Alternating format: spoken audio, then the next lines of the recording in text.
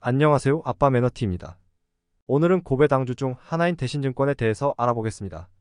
대신증권의 역사를 먼저 보면 1962년 삼락증권으로 설립되어 1968년 중보증권으로 이름을 변경합니다. 1975년 현재 이름인 대신증권으로 사명을 바꾸고 상장을 하게 돼요. 그리고 1980년에 국내 증권업계 최초로 시세 전광판을 설치하였고 온라인 주문 시스템도 구축했다고 합니다. 1980년대에는 자산운용, 생명보험 등 사업 영역을 넓히게 돼요. 1997년에 국내 증권사 최초로 홈트레이딩 주문 시스템을 개발했고 HTS의 대중화를 이끌었습니다. 2007년에는 글로벌 고객 만족도 증권 부문 1위를 하기도 했으며 2011년에는 저축은행업 인가를 받아 대신저축은행 업무를 시작합니다. 대신증권은 종속회사들도 많은데요. 금융뿐만 아니라 부동산 관련 사업도 하고 있습니다. 먼저 대신증권 본연의 업무는 개인 영업으로 위탁 매매하는 리테일, 기업과 관련된 종합금융 서비스인 기업금융, 주식, 채권, 파생상품 등을 운영하는 CM부문, 법인 영업이 있고 종속회사로는 저축은행, 자산운용, 경제연구소, 해외영업, 자산신탁 등이 있습니다. 이제 매출을 볼까요? 연간 매출부터 보면 2016년, 2022년 매출이 가장 높고 2021년이 영업이익이 제일 높았습니다. 2011년부터 그리스, 스페인 등 유럽제 정의기가 오면서 대신증권 포함 증권사에 한파가 오게 됩니다. 구조 조정도 했다고 하는데요. 2014년부터 상황이 조금씩 풀리면서 금리가 많이 하락하고 증시도 활력을 찾으면서 매출이 2016년까지 증가하게 돼요. 결국 증시의 영향을 많이 받는 것 같습니다. 2018년 금융위기로 인한 미국 금리 인상으로 매출은 많이 감소했으나 영업이익률은 개선되었는데요. 자산관리에 집중하면서 수수료 수입이 증가했고 투자은행에서도 수익성이 좋았고 기업공개 IPO도 경쟁이 치열한 가운데 10건을 성공시키면서 업계 2위를 했다고 합니다. 어려운 환경 속에서도 사업 전략을 잘 짠 것 같습니다. 그러다가 2020년에 코로나로 실물 경제는 침체되었으나 역대급 저금리로 유동성이 커지면서 2020년 2분기에 척자 전환 이후로 2021년까지 엄청난 성장을 보여주게 됩니다. 2021년은 연간 영업이익률이 24%인데 이때 연결회사 중 하나인 DS 한남이 나인원 한남 분양을 완료하면서 실적이 반영되었다고 합니다. 판관비를 보면 계속 상승하는 추세고 그중 60% 정도가 임금입니다. 아무래도 제조업이 아니라서 설비, 토지 등이 크게 필요 없는 업종이라 사람이 제일 중요하다고 볼 수 있습니다. 분기로 보면 매출은 변동성이 크지만 영업이익률은 2022년 2분기까지 좋았다가 3분기부터 경기 침체가 오면서 수익성이 크게 악화됩니다.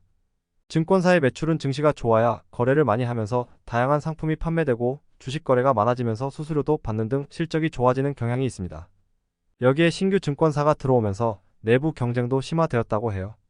다행히 2023년 2분기에 국내 주식시장이 반등하면서 수익성은 일시적으로 13%를 기록했고 3분기는 매출은 올랐으나 영업이익이 안 좋습니다. 매출 구조를 세부적으로 나눠서 보도록 할게요. 매출은 대신증권의 매출과 종속회사 매출로 나눠지는데 먼저 대신증권 매출부터 볼까요? 2022년 4분기 이후로 리테일, 기업금융 매출은 계속 늘어나는 추세인데요. 주식시장이 좋아지면서 거래 대금이 증가하는 게 영향이 큽니다. 그 외 IPO 딜 증가하고 금리 상승에 따른 포트폴리오를 잘 짜서 트레이딩 수익도 좋은 모습을 보였습니다. 수익률을 보면 리테일과 기업금융 수익성이 엄청 좋습니다. 여기서도 알 수 있듯이 증시가 좋아야 거래가 늘고 IPO 등도 많이 해서 순도 높은 수익을 얻을 수 있습니다. 이제 종속회사를 볼까요? 여러 회사가 있지만 큰 숫자만 본다면 저축은행, F&I, 해외 영업 정도가 될 것 같습니다. 2021년에 매출과 영업이익에 가장 큰 역할을 했던 F&I가 2021년 이후로 힘을 못 쓰고 있습니다. 금리 인상과 경기 침체로 인해 부동산 시장이 안 좋은 게 큽니다. 수익률을 봐도 매출에 거의 영향을 못 주는 자산 신탁 정도가 수익성이 좋고 비중이 큰 F&I가 변동은 있지만 수익성이 내려가는 추세입니다. 저축은행 수익성은 2022년 4분기부터 척자로 전환되었는데 금리는 높고 제2금융권이다 보니 1금융권에서 높은 금리에 예금이 가능하고 그나마 낮은 금리에 대출이 가능한 게 원인이 아닐까 싶습니다. 3분기 영업이익 하락의 큰 원인은 F&I 부동산 실적 저조로 보입니다. 재무 상태를 보겠습니다. 대신증권의 자본은 큰 변동은 없고 부채가 엄청 많아서 부채 비율이 700%대입니다.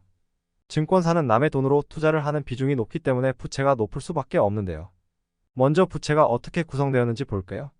그 전에 2021년 2분기 숫자가 유독 튀는데 이때 일시적으로 IPO로 자금을 보유하고 있었던 것 같습니다. 참고 부탁드립니다. 숫자가 큰 것만 뽑아봤는데요. 당기손익 공정가치금융부채, 예수부채, 차입부채, 사채가 있습니다. 이름은 어렵지만 단순하게 이해한다면 당기손익 공정가치금융부채는 투자한 금융자산이 손실이 난 부분을 말하고요. 예수부채는 고객들이 예치한 금액입니다. 차입부채는 다른 곳에서 빌린 돈이고 사채는 회사에서 발행한 채권을 말합니다. 당손금융부채, 차입부채, 사채는 계속 늘고 있는 추세고 예수부채는 줄고 있어요. 예수부채가 높아야 적은 비용을 돈을 조달받을 수 있는데 지금 그것이 안 되고 있습니다. 그중 차입부채가 빠르게 늘고 있네요. 제일 중요한 주가와 배당금, 배당 수익률을 볼 차례입니다. 우선 주가는 2015년, 2017년, 2021년에 유독 높았을 때를 빼고 보면 전반적으로 우상향 추세입니다. 그리고 배당금도 증가 추세인데요.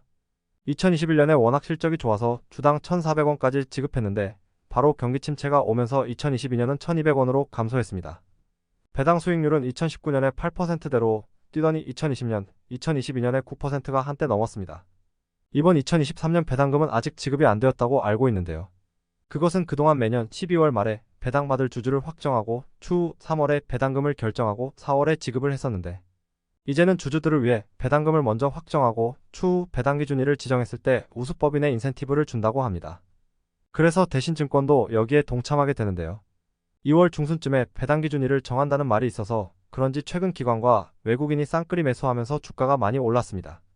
배당금은 아직 안 정해졌지만 1,200원이라고 했을 때 만약 2023년 말 14,300원의 주식을 보유하고 있었다면 8.4%, 그리고 2월 16일 기준 15,900원에 매수를 한다면 세전 7.5%의 배당 수익률을 기대할 수 있습니다. 그리고 대신증권 3분기 실적 보고서를 보면 안정적이고 예측 가능한 주주 환원 정책을 제공하기 위해 배당금을 최소 1,200원은 유지하고 자사주 매입을 시장 상황에 따라 적극 검토한다고 합니다. 점점 한국도 조금씩 주주들을 위한 정책을 도입하고 있습니다.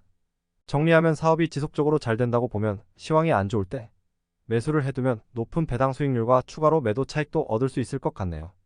그럼 현재 사업을 보면 증시가 조금씩 좋아지면서 수수료 수익이 커지고 있지만 아직 금리가 높아서 확실하게 길을 펴지는 못하고 있어 보입니다.